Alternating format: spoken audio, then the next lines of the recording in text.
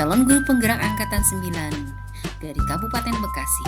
Tugas modul 3.1A7 demonstrasi kontekstual, modul 3.1 mengambil keputusan berbasis nilai-nilai kebajikan sebagai pemimpin.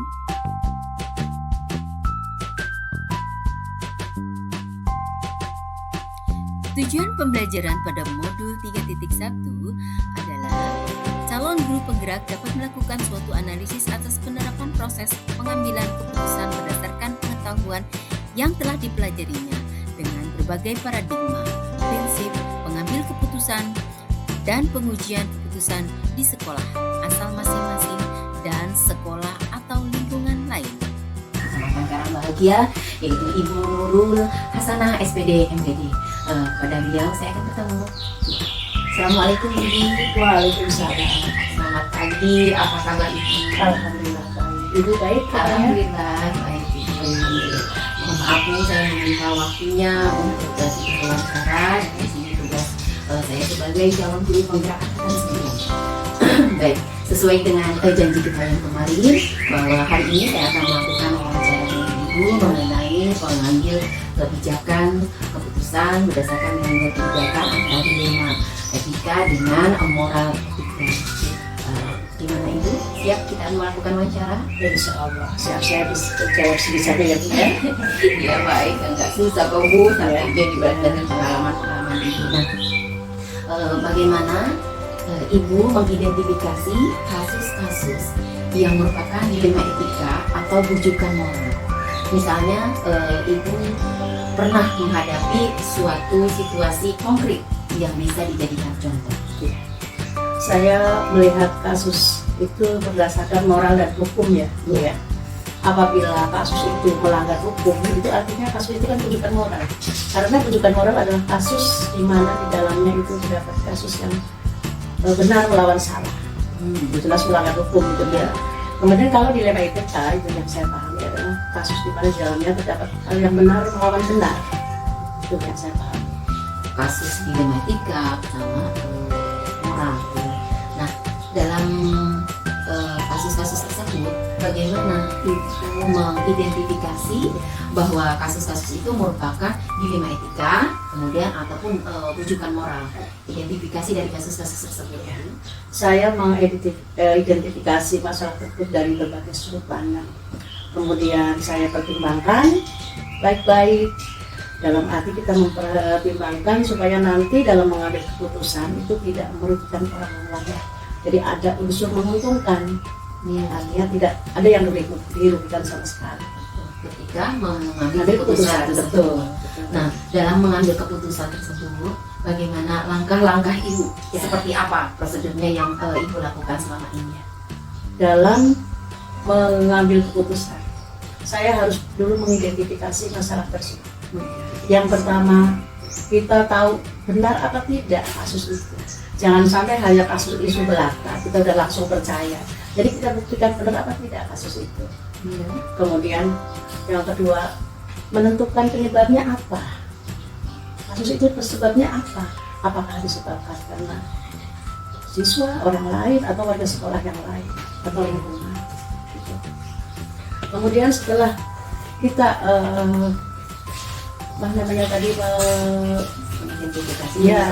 penyebabnya, kemudian saya panggil warga sekolah atau guru atau siapapun yang, karena ini adalah kasusnya di sekolah ya, saya tangani kan di satuan pendidikan. Saya panggil teman-teman saya, kemudian kenapa, penyebabnya apa. Kemudian selain itu juga kita bermusyawarah dengan staf sekolah, semua staf sekolah. Bermusyawarah kalau mengambil nanti ada alternatif apa yang harus saya ambil. Di dalam alternatif itu ada solusi yang terbaik yang saya ambil. Dan berbagai alternatif 1, 2, 3, 4 dan seterusnya, kita ambil solusi yang terbaik itu yang mana. Sehingga dalam mengambil keputusan juga tidak melanggar kode etik sekolah. Dan yang merupakan langkah-langkah mengenai pengambil kebijakan yang pertama itu adanya musyawarah ya, memanggil orang tersebut untuk menanyakan penyebab penyebabnya apa, memanggil komunitas di rekan-rekan guru yang didapatkan kasus tersebut, kemudian kita bersuara dengan lingkungan sekitar juga penyebabnya apa. Nah, dari hal-hal apa saja yang paling efektif yang Bunda tadi sebutkan di dalam pengambil keputusan pada kasus-kasus tersebut. Jadi rincian yang langkah-langkah tersebut paling efektif yang mana yang menurut Bunda kerjakan dalam mengambil keputusan? Yang paling efektif saya ambil adalah keputusan yang tidak merugikan tadi saya bilang, tidak melanggar kode etik sekolah dan ada kemanfaatannya. Jadi bermanfaat. Jadi tidak asal mengambil keputusan saja, tapi bisa bermanfaat buat semua. Saya kasih contoh ya Bu ya. Ada kasus dilema etika yang saya sendiri pertama kali saya juga kayaknya agak susah gitu mengambil keputusan dalam mengambil keputusannya. Ada seorang guru saya, itu dia mengajar di kelas, di samping itu dia di rumah punya orang tua yang umurnya udah hampir 100 tahun dan tidak ada yang merawat. Jadi si guru itu yang harus merawat setiap hari, memberi makan pagi siang sore. Sedangkan guru itu juga punya kewajiban di sekolah. Harus mengajar di kelas kan, harus standby di kelas dan harus mengajar. Memang tugasnya. Nah, kasus yang saya alami ya guru tersebut kadang izin, kadang pulang sebelum waktunya. Contoh, mengurus orang tua itu kan kewajiban juga. Sedangkan mengajar juga kewajiban juga di kelas. Bagaimana saya harus menerapkan disiplin di situ. Kalau saya ambil satu, kemudian ada yang dilupakan salah satu, kan itu tidak baik juga.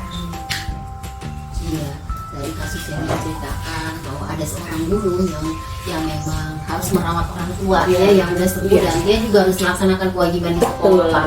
Nah, dari itu semua hal-hal apa saja tantangan dalam mengambil keputusan ketika ada kasus seperti tantangannya Bu? Tantangannya sebenarnya banyak, tapi tantangan yang paling susah untuk saya ambil itu adalah rasa kasihan. Sekarang bagaimana nggak kasihan? Merawat orang tua yang harus dirawat, harus diberi makan tepat waktu, harus ini sementara dia harus mengajar di kelas. Akhirnya ya kalau misalnya izin ke rumah mau memberi makan orang tuanya, saya izinkan asal di kelas ada yang menggantikan. Dan saya juga berunding dengan teman-teman yang lain bersedia dan mohon bersedia agar semuanya kebijakan saya itu tidak merugikan siswa. Benar. Karena memang kewajibannya juga di sekolah ketika mendidik anak-anak tidak dirugikan gitu ya, tetap mendapatkan hak belajarnya yang dibimbing oleh guru tersebut ya Bu ya. Nah, dari kasus ini Ibu pernah nggak Ibu membuat jadwal tertentu atau tata kelola misalkan jadwal penyelesaian kasus dilema etika tadi, ataukah Ibu memang langsung menyelesaikan di tempat? Jika memang memiliki jadwal itu kira-kira kapan untuk menyelesaikan atau dibentuk prosedur seperti apa yang Bunda lakukan? Dalam dilema etika itu saya sendiri tidak punya jadwal, karena masalah itu datanya juga tidak terjadwal. Tetapi nanti di akhir tahun pelajaran minta evaluasi. Oh iya betul. Kita evaluasi kasus-kasus yang pernah terjadi, kita evaluasi kembali, kemudian kita adakan tindak lanjut. Jadi masalah-masalah itu walaupun sudah diselesaikan, jangan sampai nanti di kemudian hari muncul dan tidak bisa mengambil keputusan dengan baik. Jadi setiap masalah yang kita selesaikan, kedepannya itu harus lebih baik lagi. Iya. Berarti ada langsung selesaikan untuk tidak memperpanjang permasalahan sehingga bisa selesai saat itu. Jadi saya menyelesaikan masalah itu sesuai kebutuhan Bu. Iya. Jadi saya tidak punya jadwal minggu ini kita harus menyelesaikan masalah atau mengambil keputusan, tidak. Jadi suatu saat ada masalah yang harus diselesaikan pada saat itu, hari itu juga kita selesaikan dengan mengadakan musyawarah dengan semua warga sekolah. Bila perlu dengan lingkungan sekitar ataupun dengan pengawas. Benar.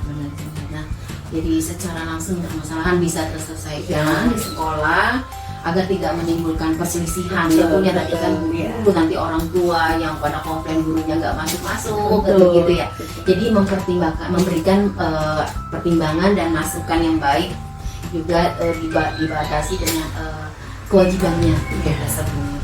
Nah seperti itu. Nah dari yang permasalahan ini sudah selesaikan, kira-kira adakah faktor-faktor yang membuat Bunda mempermudah atau membantu Bunda dalam mengambil keputusan tersebut? Faktor yang mempermudah dalam mengambil keputusan yang pertama guru-guru, staf sekolah, siswa, lingkungan sekitar, dan pengawas kita. Karena dalam suatu masalah, itu kan masalahnya biasanya komplain masalah sekolah kan yang saya tangani, itu masalah sekolah. Masalah sekolah itu kan menyangkut guru, siswa, orang tua siswa, bahkan lingkungan sekolah. Kadang-kadang saya juga berkonsultasi dengan pengawas bina saya.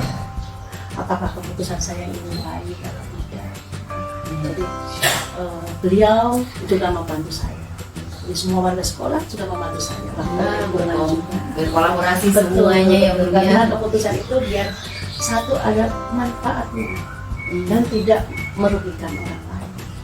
Kita memikirkan jangka panjang di dalam penyelesaian itu. Jadi berkonsultasi dengan orang sekolah, dewan guru kita rapat. Jadi yang mempermudah untuk menyelesaikan atau mengambil keputusan kasus-kasus di lima itu. Iya punya. Nah dari permasalahan itu, dari permasalahan itu semua, kira-kira dalam pembelajaran apa yang bisa Bunda petik atau hikmah dari segala keputusan-keputusan yang sudah Bunda putuskan dalam kasus-kasus tersebut? Kasus dilema etika itu banyak sekali hal-hal yang saya pelajari, banyak sekali pembelajaran buat pribadi saya terutama. Karena dengan mempelajari kasus dilema etika itu, di samping saya semakin bijak mengambil keputusan, saya juga bisa mengoreksi diri saya sendiri sejauh mana sih saya mampu mengatasi masalah itu, yang keputusannya bisa diambil kemanfaatan yang buat bersama, yang jelas saya bisa lebih bijak. Luar biasa Bunda mengambil kebijakan itu ya. Tentunya kebijakan itu kan tidak kaku ya, harus semuanya yang kembali lagi lah ke manfaatnya. Begitu juga kebijakan itu tidak melanggar kode etik tentang di sekolah. Tidak boleh kebijakan itu melanggar kode etik sekolah.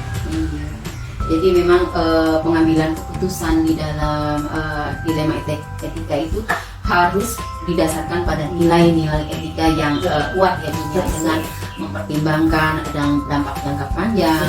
Jadi pengalaman ini mempengaruhi terhadap pendekatan dalam mengambil keputusan di masa depan. Kita lebih hati-hati ya Bu ya dalam mempertimbangkan nilai-nilai etika tersebut. Keputusan itu satu tadi tidak melanggar kode etik, tidak melanggar kode etik. Yang kedua bermanfaat buat semuanya, dan yang ketiga tidak merugikan. Itu ya, terima kasih Bunda, pengalaman yang luar biasa apa yang ini. Semoga nanti Bunda sehat selalu. Amin. Saya juga alhamdulillah mendapat pembelajaran yang dari Bunda utarakan, paparkan pada wawancara ini. Ini sangat bermanfaat sekali Bunda. Mudah-mudahan bermanfaat buat Ibu, bermanfaat juga buat staf sekolah saya semua, supaya mereka dapat mengambil keputusan, walaupun misalnya keputusan di kelas, jadi mereka juga bisa belajar dari pengalaman-pengalaman untuk pribadi saya mendapat pengetahuan dan wawasan tentang itu di masa depan. Terima kasih Bunda atas waktu meluangkan waktunya di dalam sesi wawancara ini. Sama-sama Ibu. Saya akhiri Bunda, sehat selalu. Amin. Assalamualaikum warahmatullahi wabarakatuh. Waalaikumsalam warahmatullahi wabarakatuh. Selamat siang Bapak. Waalaikumsalam warahmatullahi wabarakatuh. Apa kabar hari ini Bapak? Alhamdulillah baik. Baiklah, seperti janji kita yang kemarin bahwa saya hari ini akan melakukan sesi wawancara terkait pengambilan keputusan yang selama ini dijalankan oleh Bapak, terutama pada kasus-kasus di mana nilai-nilai kebajikan saling bersinggungan atau kasus-kasus dilema etika dan bujukan moral. Siap Bapak untuk saya wawancarai pada hari ini? Siap. Baik Bapak. Yang pertama, selama ini bagaimana Bapak mengidentifikasi kasus-kasus yang merupakan dilema etika atau bujukan moral? Mungkin ada contoh-contohnya yang Bapak. Jadi kita lihat dari permasalahannya Bu ya. Seumpamanya ada guru setelah selesai belajar kali ya, terkadang juga sibuk dengan keperluan. Saya memperhatikan itu. Artinya sejauh mana mereka itu bertugas. Artinya bertugas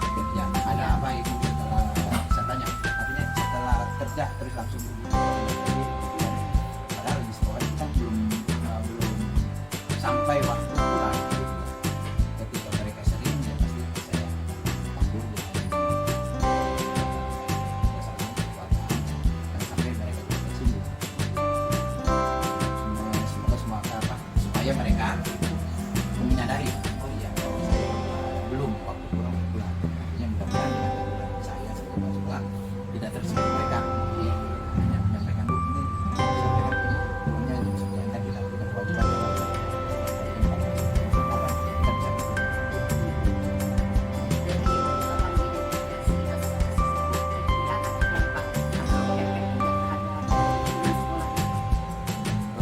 Kemudian begini, ketika mereka menyadari akan tugasnya, Iya. jadi mereka akan menyadari gitu, dan akan menyadari ya, bahwa Dampak pada dirinya sendiri. iya pada dirinya ketika diberikan masukan, karena punya kewajiban secara rutinitas sebagai guru setiap hari itu harus dilakukan dengan anak didiknya, namanya keluar berupa pulang.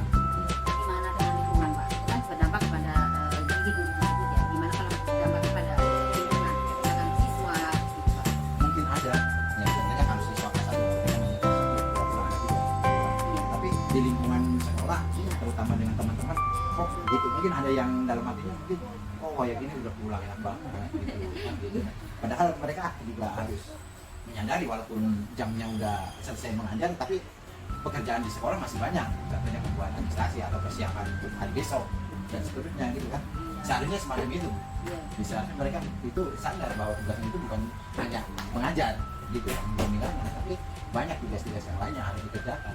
Benar-benar ya Pak, berarti dampaknya sangat berarti kalau misalkan guru harus bisa menyadari bahwa tugasnya atau jam kerja mengajarnya itu masih sudah selesai, tetapi jam untuk yang lain itu masih ada pekerjaan Iya. administrasi yang sekolah.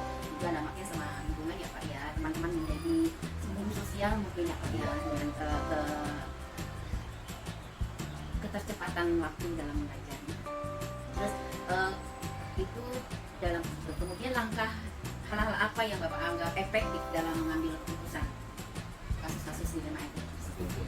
Kemudian kalau sudah sering ya angka yang gede, mungkin mereka langsung, kalau sudah keseringan ya sering Iya. itu, mungkin saya panggil, berikan masukan seperti ini Bu, kita kerja itu bukan hanya batas waktu anak pulang, Iya. yang berikan masukan, jangan sampai pertama di lingkungan sekolah juga akan dilihat oleh teman-teman kita ketika kita pulang secepatnya ya dengan jam kerja anak pulang, tapi teman-teman juga akan memperhatikan kita ya, kalau untuk dibicarakan mungkin ya gitu kan. Nantinya mereka juga akan cemburu dengan kita dengan kita. Iya, iya. Kemungkinan banyak kita melihat prioritas dulu ya Pak ya, tugas mengajar kita prioritasnya ya memang tugas mengajar seperti itu. Nah, selama pengalaman Bapak ini, Bapak kan sudah lama nih Pak jadi kepala sekolah, ya banyak tentu sekolah-sekolah juga kan tidak hanya di sekolah ini saja, yang saya tahu juga pengalamannya luar biasa, kepala sekolahnya sudah lama juga, jadi banyak pengalaman nih Pak. Tantangannya apa di dalam mengambil keputusan pada dilema etika dan juga moral? Tantangan Bapak dalam mengambil keputusan itu?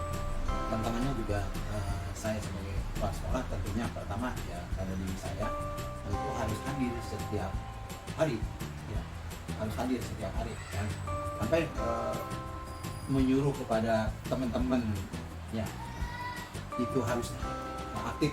Ternyata kepala sekolahnya malahan datangnya ya seminggu dua Jarang-jarang. kali gitu kan, Iya. artinya bertolak belakang ketika kita berbicara kayak paling juga sama gitu kan. Berarti keteladanan ya Pak Iya, ya, keteladanan. keteladanan dia melihat. Oh gimana gitu, saya di sekolah gitu, tidak ada hari saya tidak masuk sekolah, walaupun mungkin tidak sampai waktunya karena banyak hal yang perlu dipertimbangkan ya, apalagi sekarang ya, teman-teman datang tanpa diundang kan gitu. Jadi memang juga buat saya, padahal saya pengen perhatikan sampai selesai, sampai tuntas gitu, sejauh mana keaktifan teman-teman di kelas gitu. Itu yang pertama saya berikan keterangan. Kemudian tantangannya ya itu, saya harus aktif ya, harus aktif. Tantangannya untuk memperlihatkan bahwa walaupun tidak ke sekolah ke kelas-kelas, tapi saya ada. Tantangannya buat saya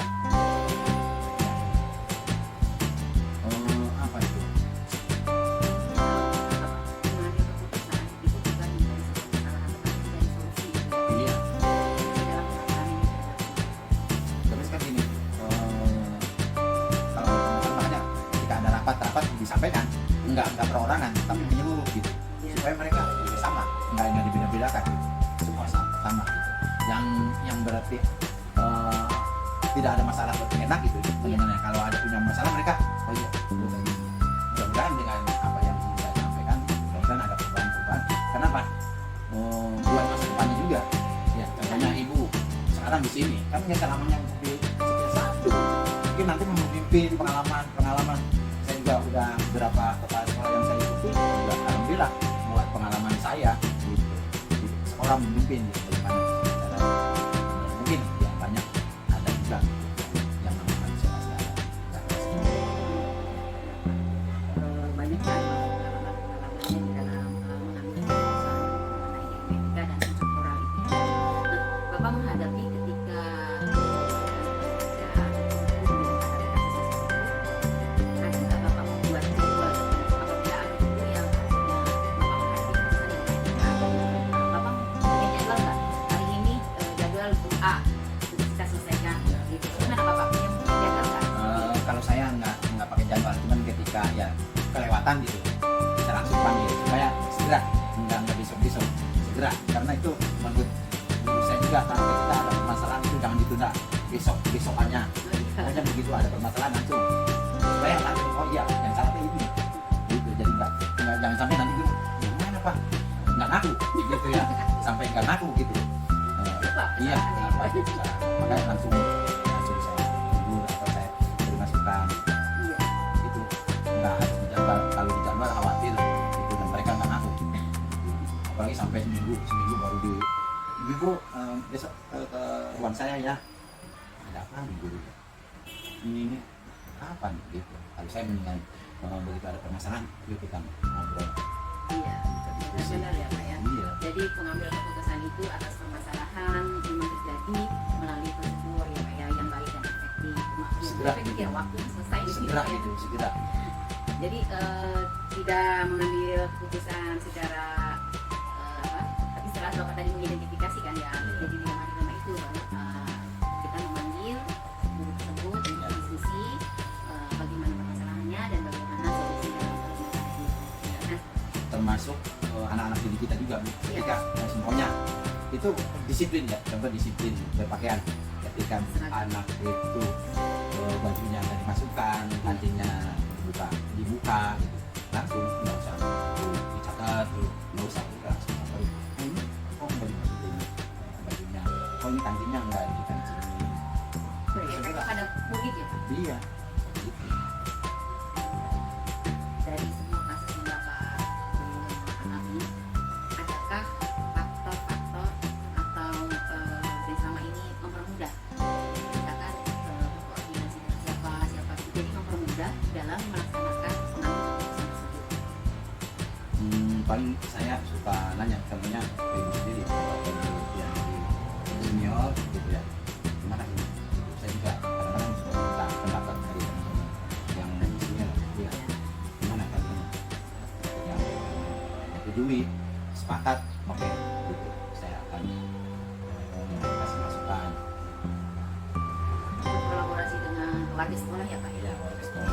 termasuk dengan pengawas binaan bisa. Nah iya, kemungkinan kalau ada permasalahan yang lebih urgent mungkin saya meminta bantuan sama pengawas bina, karena tidak semua permasalahan bisa diselesaikan dengan saya sendiri.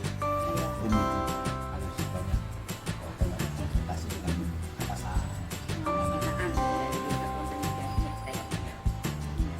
Jadi dengan berkolaborasi rekan guru dapat menyelesaikan permasalahan sehingga tidak merugikan terhadap guru, terhadap siswa seperti yang Bapak ada di kasus seperti itu.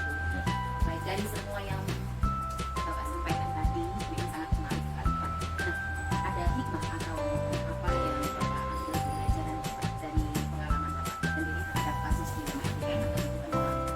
Hikmahnya mereka menyadari akan masukan-masukan dari atasannya ya. Oh iya, karena bisa juga kadang-kadang dijelaskan atau ya dijelaskan permasalahannya.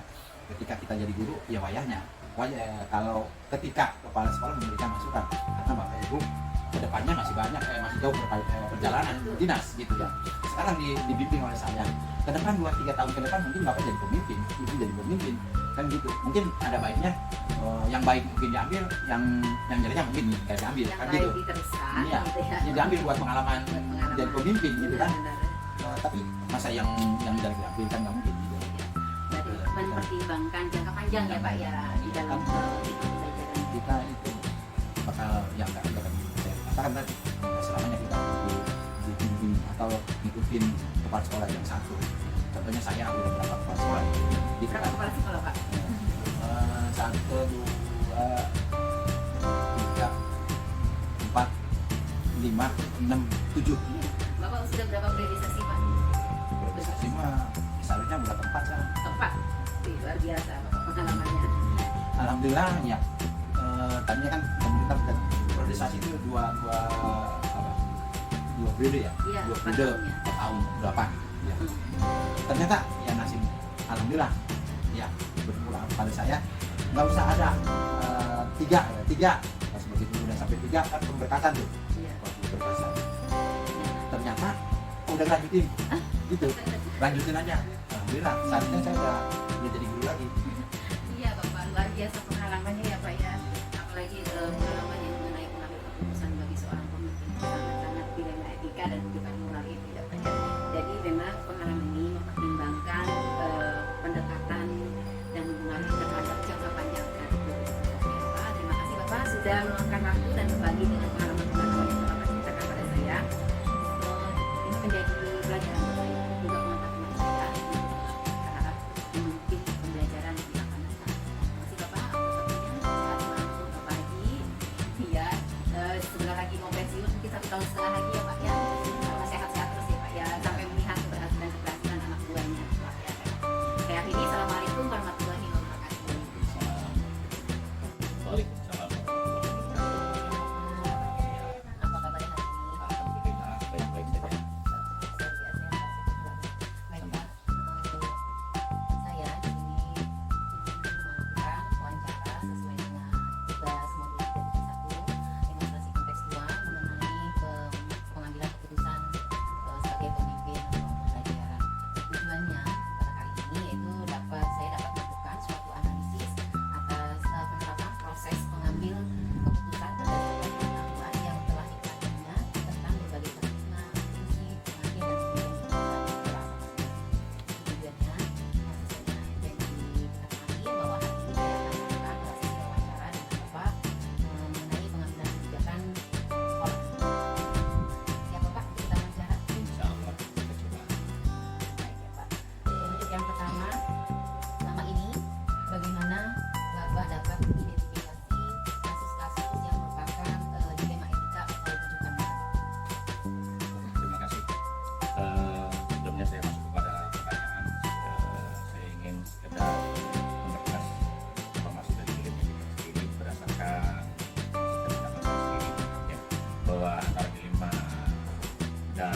dilema etika dan rujukan moral adalah kata yang sama tetapi beda pemahaman barangkali. Persoalan yang masuk dilema itu sendiri adalah sebuah sikap keraguan yang dimiliki oleh seseorang kecuali sebagai pimpinan sekalipun dalam mengambil sebuah keputusan. Adapun yang dimaksud rujukan moral adalah sebuah sikap yang dimiliki oleh seseorang yang didasari oleh prinsip baik atau buruknya. Kaitan dengan persoalan yang ada di variabel dua sosial berkaitan dengan kebijakan kepala sekolah. Dan gimana caranya adanya kasus-kasus yang terjadi di sekolah khusus beberapa kepala sekolah punya kewajiban untuk bagaimana caranya kasus-kasus itu bisa diselesaikan dengan baik. Tentu kepala sekolah punya kewajiban untuk melakukan itu dengan beberapa kebijakan, diantaranya mungkin dengan cara mendata kasus-kasus yang ada di sekolah khusus atau variabel khususnya. Ada banyak hal kasus-kasus itu baik itu yang bersumber dari anak-anak maupun dari bapak ibu, kadang juga dari lingkungan seperti warga sekolah murid ya.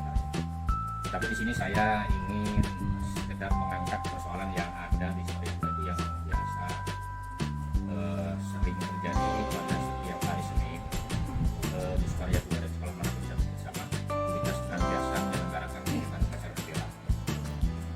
tetapi pada pelaksanaannya hampir setiap hari Senin ada sebuah persoalan yang selalu muncul, di antaranya kehadiran, di mana kegiatan upacara bendera tersebut harus dilaksanakan lebih awal waktunya sebelum maghrib, tetapi pada kenyataannya baik bapak ibu guru maupun anak kadang-kadang belum hadir pada waktunya. Dan disitulah barangkali ada sebuah persoalan yang harus diselesaikan. Itu adalah sebagai kewajiban dari sekolah untuk mendata persoalan tersebut, dan dari beberapa persoalan yang sudah terdata mana yang harus kita coba selesaikan dengan bersama-sama ya pasti ya. Sebab kita sekolah dinyatakan tersebut tidak mungkin melakukan pendapat itu sendiri, berdasarkan pendapat semua keluarga besar sekolah, guru, kepala sekolah, anak maupun mungkin kalau tidak. Selanjutnya, bagaimana pendekatan Bapak dalam mengatasi situasi di mana ada konflik antara dua kepentingan yang sebenarnya sama-sama baik? Di mana pengalamannya dan dari kehadiran guru pada saat hasil? Ya, terima kasih. Tadi dijawab sudah dijelaskan kaitan dengan persoalan bendera yang dilaksanakan pada hari Senin. Ada persoalan yang baik anak maupun bapak ibu. Dan ini tentu bukan sebuah kesengajaan ya, yang dilakukan baik anak maupun bapak ibu. Tentu ada sebab-sebabnya kenapa anak-anak Muhammad atau bapak ibunya tidak bisa hadir di upacara bersama-sama dengan anak. Oleh karenanya tugas saya sebagai pimpinan bersama-sama dengan teman-teman guru yang lain tentu langkah pertamanya adalah mengidentifikasi atau mencari apa sih yang menyebabkan bapak ibu gurunya tidak bisa secara bersama-sama berperan hadir pada upacara tersebut, termasuk juga anak-anak. Kadang-kadang anak-anak banyak yang sudah upacara dilaksanakan hampir pertengahan, ada yang baru datang sehingga dia ikut ada di belakang. Ini tentu bukan sebuah kesengajaan, tapi ada peluang. Oleh karenanya itu tugas saya bersama dengan guru yang lain mencari penyebabnya, kemudian mencari solusi bagaimana caranya di kegiatan berikutnya baik bapak ibu guru maupun anak tidak lagi jangan terlambat atau bisa melaksanakan kegiatan secara Itu langkah-langkah di dalam Bapak. Selanjutnya, dari pengalaman Bapak, apa yang efektif dalam membantu Bapak mengambil keputusan dalam situasi dilematika, atau hal-hal apa saja yang selama ini Bapak tidak dapat mampu mengambil keputusan mengenai dilematika? Baik, terima kasih. Bila berkaitan dengan beberapa pertanyaan di atas tadi, saya pikir setelah kita mengidentifikasi apa penyebab akibatnya terjadi kegiatan upacara itu tidak bisa hadir apa beberapa kita tentu harus mencari solusi bagaimana caranya ke depan lebih lagi, dan itu harus dilakukan oleh para pemilik sekolah umumnya dan khususnya disupaya oleh pengalaman saya sendiri barangkali dengan cara mengajak semua pihak, bapak ibu guru, anak-anak dan warga sekolah lainnya ya, termasuk pemilik juga untuk memberikan pendapat-pendapat mereka, apa sih alasan mereka datang melakukan sikap persoalan itu, sehingga dalam mengambil kebijakan kita tidak berdasarkan pendapat sendiri, sehingga semuanya merasa dihargai, sehingga begitu pendapat keputusan itu dibuat oleh pimpinan nanti sudah berdasarkan dengan cara mendengar aspirasi semua warga sekolah, sehingga diharapkan kebijakan atau keputusan yang menurut sekolah nanti dapat dilaksanakan oleh seluruh warga besar sekolah secara bersama-sama sehingga depan kegiatan tersebut akan berjalan lebih baik. Berarti hal yang efektif itu yang menurut Bapak adalah mengidentifikasi dari setiap permasalahan, mengkolaborasinya dengan semua warga sekolah supaya tidak ada yang dirugikan. Dan kita sebabnya kenapa kehadiran guru pada hari Senin itu menurun begitu tidak seperti biasanya. Nah, dari hal tersebut, hal-hal apa saja yang merupakan tantangan buat Bapak dalam mengambil keputusan dalam dilema itu? Itu adalah Iya, terima kasih. Setiap apapun saya pikir tantangan itu selalu ada. Di antaranya mungkin khusus dalam persoalan yang tadi kita sebutkan di atas. Masing-masing kita memiliki barangkali yang melakukan sendiri mengapa dia belum bisa hadir apapun. Ada yang beralasan ternyata kali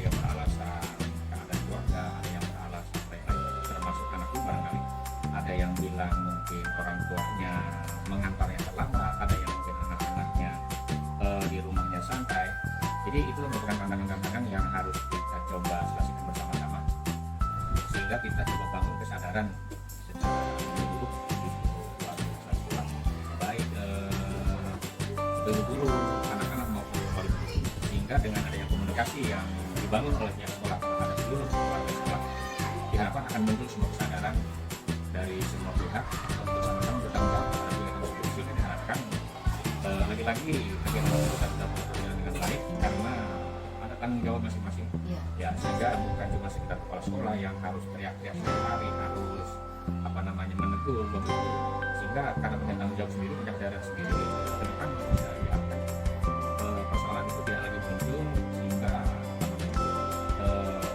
semua warga sekolah merasa dan untuk melakukan sehingga harapan ke depan tidak muncul, kita tidak muncul. Berarti memang tantangannya itu kesadaran diri sendiri Iya, ya Pak ya. iya. Nah, dalam kasus itu Bapak punya jadwal tersendiri dalam mengambil keputusan atau strategi untuk mengatur waktu ketika permasalahan atau dilema itu terjadi? Apakah Bapak akan langsung melakukan atau punya jadwal mengatur jadwal sendiri di dalam menyelesaikannya? Oke, terima kasih. Berdasarkan kebiasaan yang kami lakukan di sekolah, manakala ada persoalan itu muncul atau terjadi di lingkungan sekolah, kita langsung bersama-sama bergrup atau membicarakan persoalan itu tanpa harus membuat atau menentukan jadwal kapan itu kita laksanakan, jadi sifatnya temporer. Jadi hari itu persoalan muncul, hari itu kita coba selesaikan bersama-sama. Jadi tidak ada jadwal yang tertentu sehingga penyelesaiannya tidak perlu tertunda-tunda. Jadi hari itu persoalan ada, hari itu kita selesaikan, dan insya Allah semuanya tuntas hari itu juga. Ya Pak ya, tidak terus dulu itu urusan akan Iya. solusinya kita selesaikan segera agar dapat solusinya untuk bisa diperbaiki ke depan. Nah, dari kasus itu apakah ada orang tertentu Pak atau elemen-elemen di lingkungan sekolah yang berperan penting dalam membantu Bapak mengambil keputusan untuk kasus dilema etika? Bagaimana peran mereka? Baik, pada dasarnya di sekolah, kepala sekolah hanya merupakan sebuah untuk menentukan kebijakan. Akan tetapi kebijakan itu dibuat tidak semata-mata berdasarkan pendapat dan direksi kepala sekolah. Yang pasti kepala sekolah punya rekan kerja yang bisa dipercayakan untuk membantu kepala sekolah. Sehingga dalam hal tersebut kepala sekolah atau saya khususnya sering mendelegasikan hal seperti itu kepada beberapa teman yang saya anggap mampu membantu meringankan pekerjaan saya. Sehingga ketika ada hal seperti itu, saya kadang suka mempercayakan beberapa teman dan guru yang saya anggap lebih senior, lebih dewasa, yang bisa berkomunikasi dengan seluruh pihak keluarga sekolah untuk membantu menyelesaikan persoalan-persoalan seperti itu. Sehingga tidak semuanya persoalan harus ditarik oleh kepala sekolah, bisa sekolah sekolah yang lain ya terima selesai, nggak ada perubahan. Jadi semuanya kita coba libatkan sepanjang kita bisa selesaikan dengan bersama-sama, maka itulah yang harus saya lakukan. Ya berarti dari pihak sekolah juga Bapak merangkul Yang pasti begitu. ya sebagai peran dalam membantu Bapak untuk menyelesaikan keputusan atau mengambil keputusan dalam dilema etika. Nah, dari semua hal yang Bapak sampaikan, pembelajaran apa yang Bapak dapat petik dari pengalaman Bapak dalam mengambil keputusan soal dilema etika? Yang pasti ada banyak pengalaman atau pembelajaran yang bisa kita ambil hikmahnya dari semua kegiatan tadi ya. Yang pertama barangkali yang sangat penting ini barangkali untuk semua sekolah dan siswa-siswa yang adalah tergalaknya sebuah kebersamaan. Jadi teman-teman waktu itu guru merasa dihargai oleh pimpinan dan pada akhirnya punya tanggung jawab. Sehingga ketika ada persoalan sementara misalnya kepala sekolah tidak ada, jadi mereka bisa menyaksikan sendiri secara langsung tanpa harus menunggu kehadiran kepala sekolah. Karena yang namanya kepala sekolah kan kadang juga nggak selamanya ada di sekolah ya. Ketika kepala sekolah harus kegiatan keluar dan di sekolah ada persoalan, yang pasti bapak ibu secara keseluruhan bisa menyelesaikan persoalan itu. Terlebih lagi ada teman-teman guru yang mungkin senior dan saya di sini juga kadang punya kebijakan. Ada teman-teman guru tertentu yang saya coba dorong untuk mengambil alih kegiatan sekolah, pengawasan terhadap sekolah para kala saya terlibat. Sehingga ketika ada persoalan, alhamdulillah mereka bisa melakukan dan saya tinggal terima laporan dari PCD atau teman ini, tapi semua sudah selesai. Jadi itulah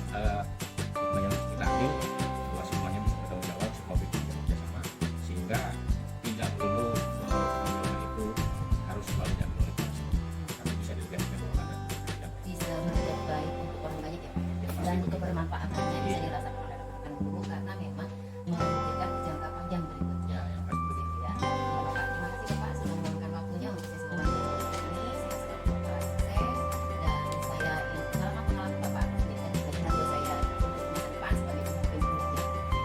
Saya akhiri. Assalamualaikum warahmatullahi wabarakatuh.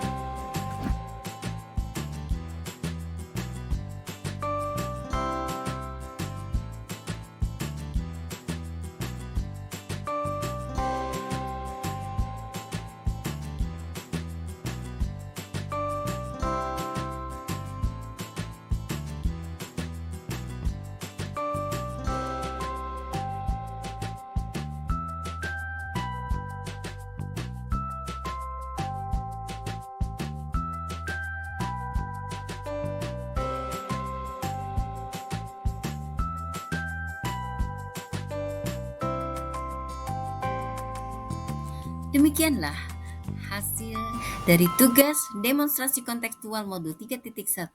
Saya ucapkan terima kasih. Salam bahagia, bergerak, tergerak, menggerakkan.